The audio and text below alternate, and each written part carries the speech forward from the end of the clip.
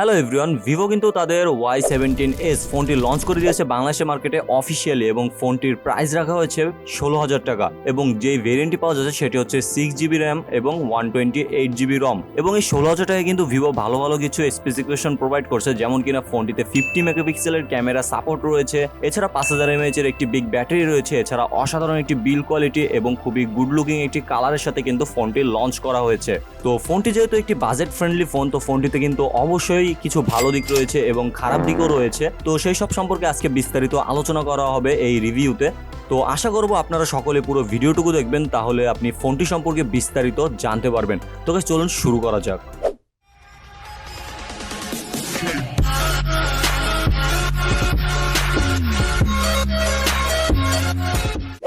Vivo Y17s ফোনটি কিন্তু বাংলাদেশের মার্কেটে কিছুদিন আগে অফিসিয়ালি লঞ্চ করা হয়েছে এবং ফোনটির যে বেস ভেরিয়েন্টটি থাকছে সেটি হচ্ছে 6GB র্যাম এবং 128GB রম এবং এটি একটি ভেরিয়েন্টে লঞ্চ হয়েছে, অফিসিয়ালি একটি ভেরিয়েন্টই হয়। তো ফোনটি কিন্তু খুবই অসাধারণ একটি ডিজাইনের সাথে এসেছে এবং অসাধারণ একটি কালার কম্বিনেশনও রয়েছে, অর্থাৎ ফোনটিতে জাস্ট দুটি কালার ভেরিয়েন্ট আমরা দেখতে পারবো, একটি হচ্ছে গ্লিটার পার্পল এবং একটি হচ্ছে ফরেস্ট গ্রিন।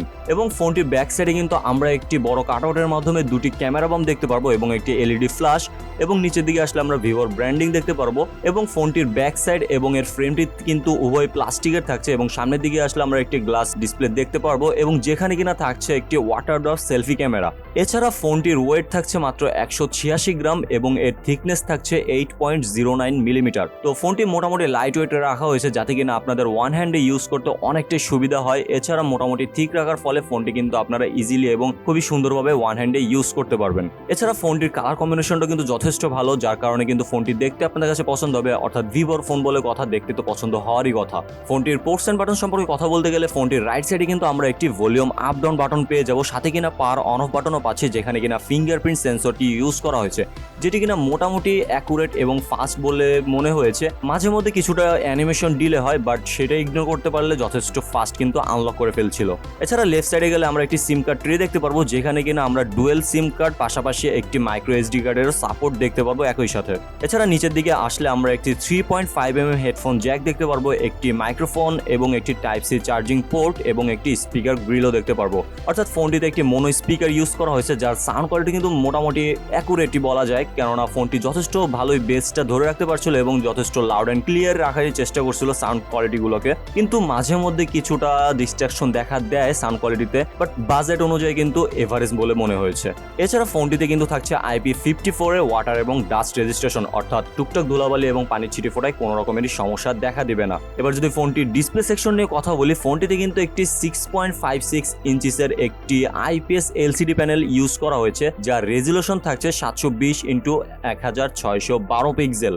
হ্যাঁ গাইস, ফোনটিতে কিন্তু ফুল HD প্লাসের ডিসপ্লে প্রোভাইড করা হয়নি, জাস্ট HD একটি ডিসপ্লে প্রোভাইড করা হয়েছে, যেটি কিনা ফোনটির একটি কমতি দিকও বলা যেতে পারে, কেননা এখন বর্তমানে কিন্তু এই 16,000 টাকা বাজেট রেঞ্জে সকলেই কম বেশি ফুল HD প্লাসের ডিসপ্লে প্রোভাইড করে। তো এটাতে কিন্তু সেটা অ্যাভয়েড করতে হবে এবং ফোনটি কিন্তু থাকছে মাত্র 60 হার্টজের ডিসপ্লে, যেটিও কিনা একটু কমতি দিক বলে আমার মনে হয়েছে। এছাড়া ফোনটিতে থাকছে 840 নিটসের পিক ব্রাইটনেস, যাতে কিনা আপনারা মোটামুটি ভালো একটি ব্রাইটনেসের সাপোর্ট পেয়ে যাবেন। ইনডোর কন্ডিশনে যথেষ্ট ভালো ব্রাইটনেস দিচ্ছিল এবং আউটডোরে গেল কিছুটা স্ট্রাগল করছিল, অর্থাৎ ডিরেক্ট সানলাইটে। এছাড়া ফোনটিতে কিন্তু 269 PPI ডেন্সিটিও থাকছে, যার মাধ্যমে কিন্তু মোটামুটি ভালো একটি কালার দেখা যাচ্ছিল ডিসপ্লে থেকে এবং মোটামুটি ভালো একটি শার্পনেস ধরে রাখতে পারছিল কন্টেন্টগুলোতে। কিন্তু ফুল HD প্লাসের ডিসপ্লে হলো কিন্তু আরও কিছুটা জমে যেত এবং ডিসপ্লেটা চিন এবং ভেজেল এরিয়া কিন্তু মোটামুটি ঠিক রাখা হয়েছে, অর্থাৎ আমি বলবো না যে একেবারেই ঠিক। নিচের এরিয়াগুলো দেখলে কিন্তু, অর্থাৎ ভেজেল এরিয়াগুলো দেখলে মনে হবে যে কিছুটা মোটা, কিন্তু চিন এরিয়াগুলো মোটামুটি ঠিক রাখার চেষ্টা করা হয়েছে। তো এই বাজেট অনুযায়ী আর একটু ঠিক দিলে কিন্তু পারতো, অর্থাৎ ডিসপ্লেটা আর একটু প্রিমিয়াম লাগতো। আর ওয়াটার ড্রপ সেলফি ক্যামেরার মাধ্যমে কিন্তু ডিসপ্লেটা পুরোটাই মাইর খেয়ে যায়, কেননা এখন বর্তমান টাইমে এসে কিন্তু ওয়াটার ড্রপ কেউ এখন নিতে চায় না, এখন সবাই পাঞ্চলের দিকেই শিফট করতেছে। তো ডিসপ্লের দিক থেকে আমি বলবো অনেকটাই ক্রস কাট রয়েছে। এবার যদি কথা বলি ফোনটির ক্যামেরা সেকশনে, ফোনটির ব্যাক সাইডে কিন্তু আমরা একটি ডুয়েল ক্যামেরা সেটআপ দেখতে পাচ্ছিলাম, যার মেইন ক্যামেরাটি থাকছে 50 মেগাপিক্সেলের একটি ওয়াইড সেন্সর। এছাড়া 2 মেগাপিক্সেলের একটি ডেপথ সেন্সর প্রোভাইড করা হয়েছে, যার মাধ্যমে কিন্তু আমরা 1080-তে 30 FPS পর্যন্ত ভিডিও শুট করতে পারবো এবং এর ফটো কোয়ালিটি কিন্তু মোটামুটি এভারেজ টাইপের এবং 50 মেগাপিক্সেলের মাধ্যমে কিন্তু যথেষ্ট শার্প ইমেজ আপনারা ক্লিক করতে পারবেন, বাট সেটা সানলাইটে। কিন্তু নাইট কন্ডিশনে গেলে অনেকটা স্ট্রাগল করে ক্যামেরাটি। অর্থাৎ অনেকটা স্মুথ চলে আসে ছবিগুলো, বাট নাইট মোড অন করে নিলে কিছুটা শার্প ইমেজ পাওয়া যায়। এবং সেলফি ক্যামেরার দিকে আমরা একটি 8 মেগাপিক্সেলের সেলফি ক্যামেরা দেখতে পারবো, যাতে কিনা আমরা 1080-তে 30 FPS পর্যন্ত ভিডিও শ্যুট করতে পারবো। তো সেলফি ক্যামেরাটাও সেম ইস্যু, ডে লাইট কন্ডিশনে আপনারা কিন্তু মোটামুটি ক্লিয়ার একটি ইমেজ পেয়ে যাবেন, কিন্তু ইনডোর কন্ডিশনে বা নাইট কন্ডিশনে কিন্তু সেলফিগুলো কিছুটাই স্মুথ করে দিচ্ছিল।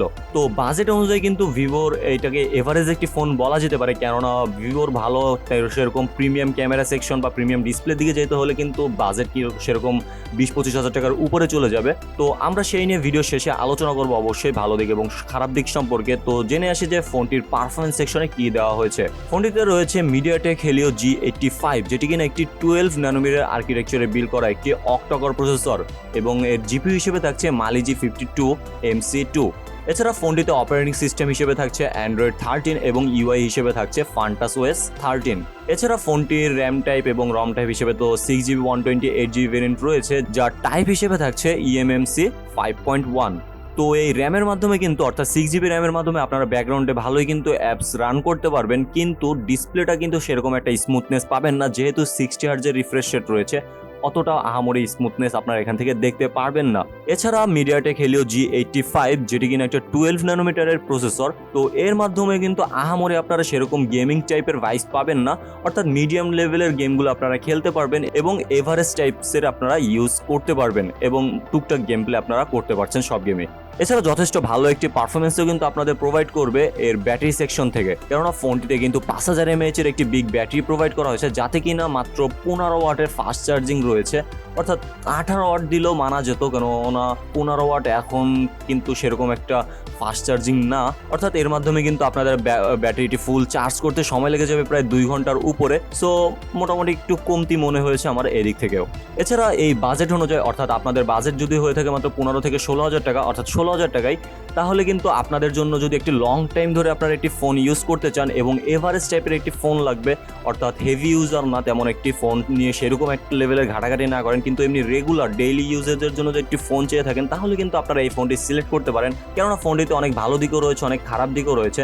যেমন কিনা ফোনটির লুকসটার দিক থেকে দেখতে গেলে কিন্তু ফোনটি আপনাদের পছন্দ হয়ে যেতে পারে, কিন্তু আরও কিছু খারাপ দিক রয়েছে, যেমন ডিসপ্লের দিকে আসলে আপনারা ওয়াটারড্রপ সেলফি ক্যামেরা পেয়ে যাচ্ছেন, যেটি কিনা একটি কমতি রয়ে গিয়েছে। এছাড়া ডিসপ্লেটি কিন্তু কোয়ালিটিটাও কিন্তু কিছুটা প্রশ্ন জাগে যে এই 16,000 টাকা বাজেট রেঞ্জে তো অন্যান্য ফোনগুলো অনেক ভালো ভালো ডিসপ্লে দিচ্ছে, কিন্তু এটাতে সেরকম ডিসপ্লে নেই।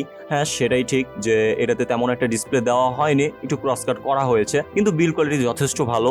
এছাড়া ক্যামেরার দিক থেকে কিন্তু আপনারা সেরকম লেভেলের কোনো পারফরমেন্স পাবেন না, কিন্তু এভারেজ টাইপের, বললাম তো যেহেতু 16,000 টাকা বাজেট রেঞ্জ এবং ভিভোর ফোন যদি আপনারা চেয়ে থাকেন, তাহলে একমাত্র আপনারা এই এভারেজ ফোনটিকে সিলেক্ট করতে পারেন। এবং ওইরকম আহামরি কোনো পারফরমেন্সও আপনারা পাবেন না, বাট রেগুলার ইউজেসের জন্য যদি আপনারা চেয়ে থাকেন, তাহলে কিন্তু এই ফোনটি আপনাদের জন্য একেবারেই খারাপ হবে না। তো আপনারা যদি চেয়ে থাকেন আমাদের একটি ভিভোর ফোনই লাগবে এবং লং টাইম ধরে ইউজ করার জন্য একটি ভালো ব্যাকআপের ফোন দরকার, তাহলে কিন্তু আপনারা একমাত্র Y17s এই ফোনটিকে সিলেক্ট করতে পারেন। এছাড়া যদি আপনাদের একটু পারফরমেন্সের দিকে যেতে হয়, তাহলে কিন্তু আপনারা অন্যান্য ব্র্যান্ডের ফোন সিলেক্ট করতে পারেন, যেটা কিনা 20,000 টাকার আশেপাশেই হবে। তো সেরকম টাইপসের ভিডিও কিন্তু আমাদের চ্যানেলে দেওয়া রয়েছে, অর্থাৎ 20,000 টাকা প্রাইস পয়েন্টে। তো সেগুলো কিন্তু আপনারা চেক আউট করে রাখতে পারেন, সেগুলোর লিঙ্ক আমি ডেসক্রিপশনে দিয়ে রাখবো। এছাড়া ফোনটি আপনাদের এই প্রাইস পয়েন্টে অন এভারেজ লেগেছে নাকি ভালো লেগেছে নাকি খারাপ লেগেছে, অবশ্যই কিন্তু একটু কমেন্ট করে জানাবেন এবং অন্যদেরও একটু জানার সুযোগ করে দিবেন। তো ভিডিওটি যদি ভালো লেগে থাকে অবশ্যই একটি লাইক করে দেবেন, চ্যানেলটি সাবস্ক্রাইব করা না থাকলে অবশ্যই সাবস্ক্রাইব করে দিয়ে আমাদের সাথেই থাকবেন। তো দেখা হবে পরবর্তী কোনো এক রিভিউতে, ততক্ষণ পর্যন্ত খোদা হাফেজ।